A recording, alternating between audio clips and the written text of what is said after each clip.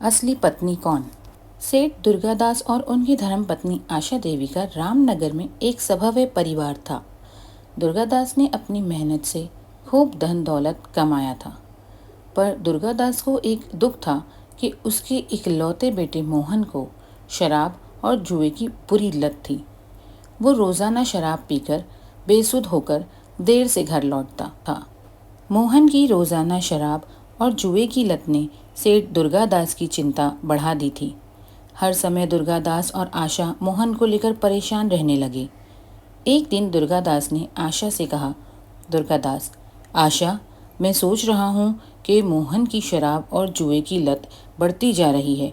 मैंने किशोर भाई साहब से बात की हुई है।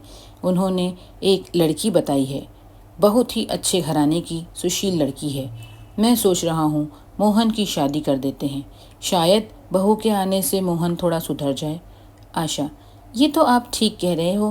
किशोर भाई साहब से बात करके हम रिश्ता पक्का कर देते हैं। सेठ दुर्गादास अपने मित्र किशोर से बात करके लड़की के घर वालों से बात करता है। उसी शाम मोहन जब घर आता है, सेठ दुर्गादास उसे कहता है, दुर्गादास, मैंने तुम्हारे लिए लड़की पसंद की है। लड़की अच्छे घराने की पढ़ी लिखी है। मोहन, मुझे कोई शादी नहीं करनी पिताजी। दुर्गादास, मोहन, अगर तुमने इस शादी के लिए मना किया तो तुम्हारा खर्चा पानी पैसे सब मिलना बंद हो जाएंगे। पिता की कही बातों को सुनकर मोहन डर जाता है और शादी के लिए हाँ कर देता है। कुछ दिनों बाद मोहन की शादी सुहाना नाम की लड़की से हो जाती है। सुहाना बहुत ही सुशील और समझदार लड़की थी। वो अपनी सास आशा और ससुर दुर्गादास का बहुत ध्यान रखती थी, पर मोहन उसको बिल्कुल भी पसंद नहीं करता था। दुर्गादास ने सोचा था कि मोहन की शादी के बाद शायद आदतें सुधर जाएगी, पर ऐसा बिल्कुल भी नहीं हुआ। मोहन अभी भी रोजाना शराब के नशे में ही रहता था। दुर्गादास, मेरी तबीयत कुछ ठीक नहीं लग रही है। मैंने वकील साहब को बुलाया है। मैं चाहता हूँ कि मरने से पहले अपनी सारी जायदाद सुहाना बहू और उसके होने वाले बच्चों के नाम कर जाऊँ। मैं नहीं चाहता कि मोहन की बुरी आदतें इस घर को तबाह कर दे। सारी जायदाद सुहाना और उसके होने वाले बच्चों के नाम करके सेठ दुर्गादास स्वर्ग सिधार जाते हैं। दुर्गादास के मरने के बाद सुहाना अपनी सास आशा का बहुत ख्याल रखती थी। वो आशा को कभी भी दुखी नहीं रहने देती थी। एक दिन, माँ जी, ये लीजिए आपकी हल्दी वाला दूध। आशा, बहू, तुम मेरा कितना ख्याल रखती हो। एक मोहन है जो सारा दिन घर से गायब रहता है, पता नहीं अभी भी कहाँ होगा। मोहन, माँ, ये सब क्या है? पिताजी ने सारी जायदाद सुहाना के नाम क्यों कर दी? जैसे मैं तो उनका बेटा ही नहीं। आशा, मोहन, तुम्हारी शराब की बुरी आदतों की वजह से तुम्हारे पिताजी ने ऐसा किया है। मोहन, पिताजी ने यह सब ठीक नहीं किया माँ। मोहन गुस्से में फिर से शराब पीने के लिए घर से बाहर निकल जाता है। वो एक बार में पहुंचता है।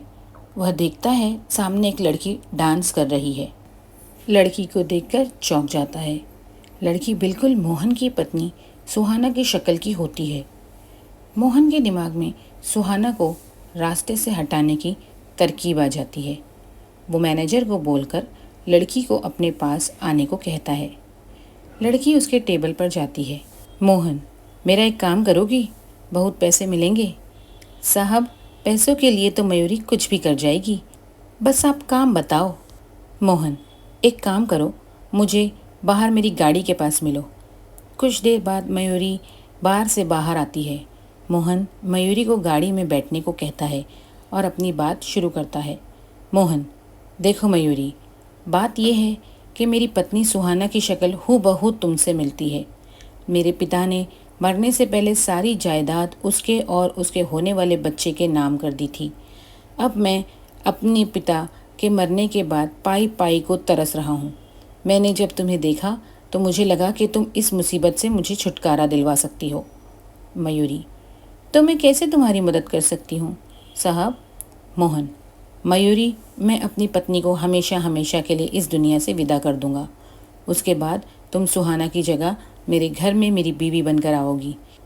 तुम्हें देखकर माँ भी नहीं पहचान पाएगी कि असली बीवी तुम नहीं हो। मैं तुम्हें 1-2 दिन में लेने आऊँगा, फिर हमारा खेल शुरू होगा। तुम जायदाद के कागजात पर नकली साइन करके सारी जायदाद मेरे नाम कर दोगी। मैं तुम्हें तुम्हारे हिस्से के पैसे दे दूँगा। उसके बाद तुम अपने रास्ते और मैं अपने रास्ते। मोहन मयूरी से बात करके घर चला जाता है। उसे पता था कि उसे आगे क्या करना है। मोहन, सुहाना, तुम पिताजी के जाने के बाद कब से घर की जिम्मेदारियों को पूरा करने में लगी हो। मैंने सोचा हम हनीमून पर भी नहीं गए, तो अब हो आते हैं। तुम पैकिंग कर लो, कल की टिकट है। सुहाना, पर माँ जी को अकेला छोड़कर हम कैसे जा सकते हैं। आशा, बहू, मुझे पता है तुम मेरा बहुत ख्याल रखती हो, पर मोहन का भी तो तुम्हारे लिए कुछ फ़र्ज़ बनता है, और ये तुम्हें घुमाने ले जा रहा है तो मुझे बड़ी खुशी होगी। तुम दोनों हमेशा खुश रहो मेरे बच्चों। मोहन सुहाना को गांव ले जाता है। वह एक जहाज़ किराए पर लेता है और मौका देखकर, मोहन, सुहाना देखो वो मछली कितनी सुंदर है। सुहाना, कहाँ है, मुझे तो दिखाई नहीं दे रही। मोहन, अरे थोड़ा नीचे देखो। सुहाना, मोहन बचाओ, मैं डूब जाऊंगी। मोहन सुहाना को समुद्र में धक्का दे देता है। सुहाना बचाओ बचाओ चिल्लाती रहती है, पर वो उसकी आवाज़ को अनसुना करके चला जाता है और गोवा से सीधा वापस रामनगर आ जाता है। फिर वह मयूरी के घर जाता है। मोहन, अब तुम्हारे नाटक का वक्त आ गया है, मेरे साथ चलो। मोहन मयूरी को सुहाना बनाकर घर पहुंचता है। सुहाना बिना आशा के पैर छुए मोहन के साथ कमरे में चली जाती है। आशा को अजीब लगता है, पर दोनों को एक साथ खुश देखकर वो कुछ नहीं बोलती। एक दिन, आशा, ये आजकल सुहाना बहू को क्या हो गया है।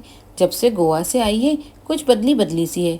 ना पूजा पाठ करती है, ना चाय नाश्ता बनाती है, हमेशा अपने कमरे में ही रहती है। एक बार पूछ कर आती हूँ, शायद तबीयत ठीक ना हो। आशा, सुहाना बहू, आजकल बड़ी देर तक सोती हो, तबीयत तो ठीक है तुम्हारी। मयूरी, ए बुढ़िया, मेरी नींद खराब मत कर, मैं बिल्कुल ठीक हूँ, और जल्दी उठो या देर तक सो, तेरे बाप का क्या जाता है। यहाँ से जा और मुझे सोने दे। आशा कमरे से रोती हुई बाहर आ जाती है। उसे यकीन नहीं होता कि सुहाना इतनी कैसे बदल गई।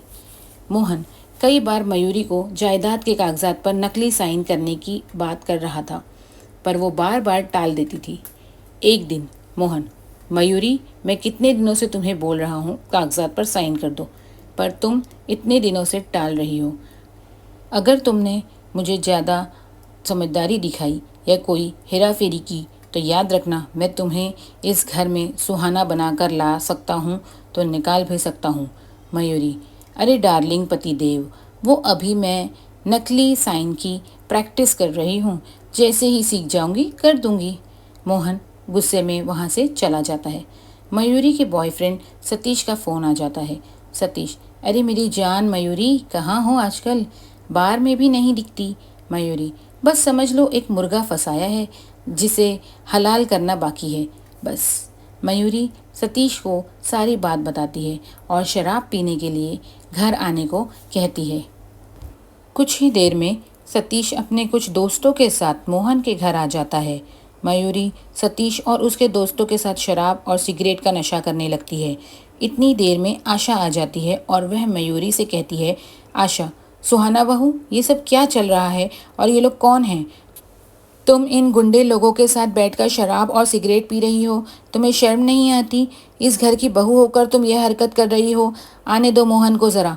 मयूरी, बुढ़िया, तू क्या बताएगी अपने बेटे को, वो खुद ही गलत है, और मेरे दोस्तों को तूने गुंडा बोला, तुझे तो मैं अभी बताती हूँ। मोहन, मयूरी, तुमने मेरी माँ पर हाथ उठाया, मैं तुम्हें जिंदा नहीं छोड़ूंगा, निकल जा मेरे घर से। मयूरी, तुम्हें शायद कोई गलत फहमी हो रही है मिस्टर मोहन, ये घर तो कब का मेरे नाम हो चुका है, यानी कि सुहाना के नाम। निकलोगे तो अब तुम दोनों, माँ और बेटे। सतीश, इन्हें जिंदा मत छोड़ो मयूरी, इन दोनों माँ बेटे को जान से मारना ही ठीक रहेगा। जिंदा रहकर ये हमारे लिए खतरा बन सकते हैं। मैं इन लोगों को साथ ले जाकर दोनों माँ बेटे को खाई के नीचे फेंक देता हूँ। इनकी लाश को पुलिस के कुत्ते भी नहीं ढूंढने पाएंगे। मयूरी, हाँ ये ठीक रहेगा, इन दोनों का मरना ही सही है। आशा, मोहन ये सब क्या है। मोहन, माँ ये मयूरी है। आशा, तो मेरी बहू सुहाना कहाँ है, मेरी बहू सुहाना कहाँ चली गई। मयूरी, तुम्हारी बहू सुहाना को तो तुम्हारा बेटा कब का जान से मार कर आ चुका है, गोवा में इसने उसे समुद्र में फेंक दिया था। आशा, मोहन, तुझे बेटा कहने में मुझे शर्म आती है, मैंने तुझे अपनी कोख से जन्म दिया है, तू मेरा बेटा कहलाने लायक नहीं है। आशा रोने लगती है। सतीश और उसके साथ आशा और मोहन को पकड़कर ले जाने लगते हैं। तभी पुलिस आ जाती है। इंस्पेक्टर, गिरफ्तार कर लो इन लोगों को। इंस्पेक्टर, सुहाना जी, आपको डरने की कोई ज़रूरत नहीं है, हमने इस नकली बीवी को पकड़ लिया है। आशा, सुहाना मेरी बहू, तुम जिंदा हो? ईश्वर का लाख लाख शुक्र है। सुहाना, माँ जी, कुछ मछुआरों ने मेरी जान बचाई और मैं जैसे तैसे यहाँ पहुँची, पर मैंने जब मयूरी को मेरी जगह यहाँ देखा तो मैं सीधा पुलिस के पास मदद के लिए गई और उन्हें सारी बात बताई। इंस्पेक्टर, मोहन जी, आपको भी हमारे साथ पुलिस स्टेशन चलना होगा। सुहाना, नहीं इंस्पेक्टर साहब, जहाज़ पर मेरा पैर खुद फिसल गया था, इसमें मोहन की कोई गलती नहीं है। आपने मेरी इतनी मदद की, उसके लिए शुक्रिया। आप इन लोगों को ले जा सकते हैं। पुलिस मयूरी और सतीश को गिरफ्तार कर लेती है। आशा मोहन से कहती है, आशा, देखा मोहन, आज अगर सुहाना तुम्हारी मदद ना करती तो सब कुछ बर्बाद हो जाता, हमारी जान भी चली जाती, और तुमने इसे जान से मारना चाहा। मोहन, सुहाना मुझे माफ़ कर दो, मैं अपनी बुरी आदतों के नशे में सही और गलत का फ़र्क भूल गया था।